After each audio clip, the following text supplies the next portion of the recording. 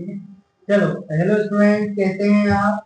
आज हम पढ़ेंगे ट्रांसफार्मर में होने वाली कितनी तरह की एनर्जी का लॉस होता है। और ये बहुत ही इम्पोर्टेंट टॉपिक है, क्योंकि इस टॉपिक में ट्रांसफार्मर जो वर्ड जुड़ा है,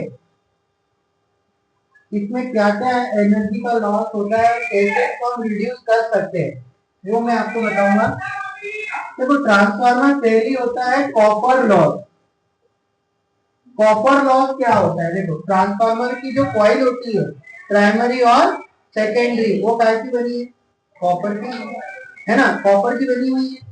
तो ट्रांसफार्मर में जब करंट दिया जाएगा, जब करंट लेगा वो, तो उसमें क्या जनरेट होगी? हीट। क्या जनरेट होगी? हीट। और हीट का फॉर्मूला क्या है? आई स्क्वायर आर टी। किसने दिया था?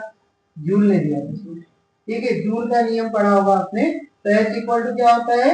आई स्क्वायर आर टी। अब इसके हिसाब से अगर हम देखें कि कोई वायर में करंट जाएगा तो क्या जनरेट होगी? हीट जनरेट होगी। और क्योंकि कौन सा वायर है? कॉपर का, तो इसलिए यहाँ पर कॉपर का लॉस कहलाएगा, कॉपर की एनर्जी की हानि हो रही है। अब इसको कैसे कम करेंगे? हो तो रही है ऊर्जा की हानि, ठीक है, लॉस ऑफ एनर्जी हो रही है, और उसको कम करना है। तो कम करने के लिए फॉर्मूले में को क्या कम किया जा सकता है? करंट को नहीं, रेजिस्टेंस को कर सकते, टाइम को तो नहीं कर सकते।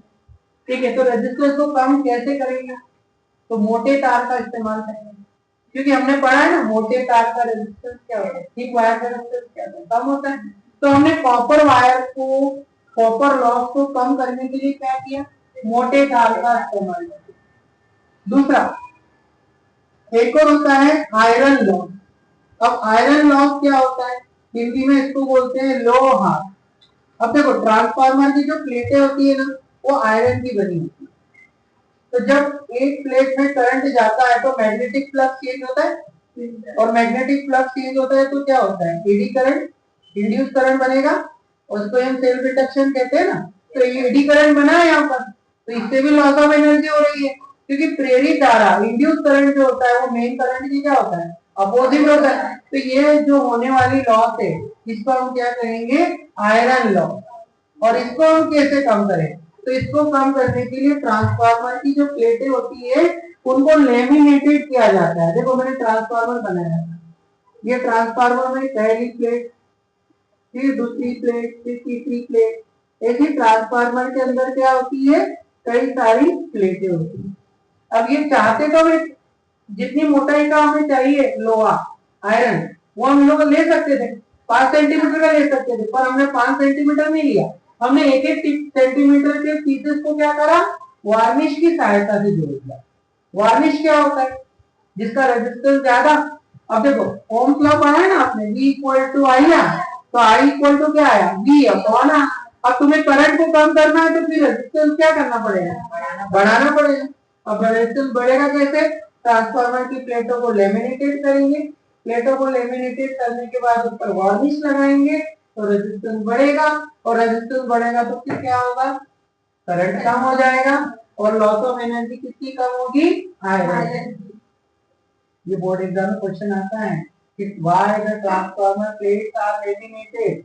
लोहे की प्लेटों को लेमिनेटेड, हिंदी में लेमिनेटेड को बोलते हैं पटली। पटली क्रोड का इस्तेमाल क्यों किया जाता है? पटली क्रोड का इस्तेमाल क्यों किया जाता है? तो क्यों किया जाता है? लो हानि को कम करने के लिए, रेजिस्टेंस को बढ़ाकर करंट को हमने क्या किया? अब तीसरा, अब देखो तीसरा क्या है? Magnetic flux leakage. अब मैग्नेटिक फ्लक्स लीकेज क्या होता है? चुंबकीय फ्लक्स क्षरण।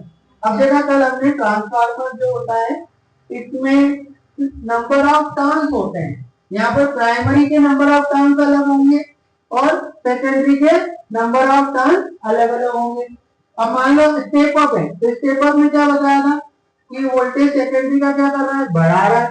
तो ये प्राइमरी हो, ये क्या नंबर ऑफ टर्न बराबर है, तो यहाँ से भी क्या होगा? चुंबकीय फ्लक्स क्या होगा? लीकेज होगा, क्योंकि प्राइमरी का चुंबकीय फ्लक्स सेकेंडरी के साथ पूरी तरह जुड़ पा रहा है क्या?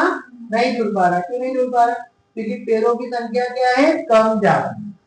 इसलिए भी क्या हो रही है, मैग्नेटिक फ्लक्स लीकेज हो रहा है। उसको हम कैसे कम करेंगे, तो यहाँ पर ट्रांसफार्मर की प्लेटों के बीच में क्या लगा देंगे, iron core, soft iron core, नर्म लोहे की रोड को रखेंगे, जो क्या करेगा, लीकेज को कम करेगा। चौथा आखिरी, हिस्टेरेसिस लॉस। अब देखो हिस्टेरेसिस लॉस क्या होता है, हिंदी में बोलते हैं तेंदुलिया हानि। अब क्या होता है ट्रांसफार्मर में, किसके लिए उपयोग में आता है ट्रांसफार्मर, अल्टरनेटिंग करंट के लिए। कैसी धारा होनी चाहिए, तो प्रत्यावर्ती धारा में इसका उपयोग होता है। अब प्रत्यावर्ती धारा चलती कैसे, एक साइकिल में प्लस और अगले में माइनस, फिर प्लस और माइनस। अब देखो प्लस होगा तो मैग्नेटाइज होगा और माइनस आया तो डीमैग्नेटाइज होगा। हिंदी में क्या बोलेंगे, चुंबकीय और विचुंबकीय, फिर चुंबकीय विचुंबकीय। तो बार बार क्या हो रहा है, मैग्नेटाइज और डीमैग्नेटाइज, तो उससे भी लॉस ऑफ एनर्जी होती है, क्योंकि बार बार दिशा बदल रही है। तो बार बार दिशा बदल रही है तो इसको हम क्या बोल रहे हैं, हिस्टेरेसिस लॉस। और इसको कैसे कम करें, तो इसके लिए भी हमने काय का इस्तेमाल कर लेना है, सॉफ्ट आयरन कोर का। तो सॉफ्ट आयरन कोर का क्या कर रही है, मैग्नेटिक फ्लक्स लीकेज को भी कम कर रही है और हिस्टेरेसिस लॉस को भी रिड्यूस कर रही है। तो दोनों के कारण क्या हो रही है, ऊर्जा की हानि कम हो रही है।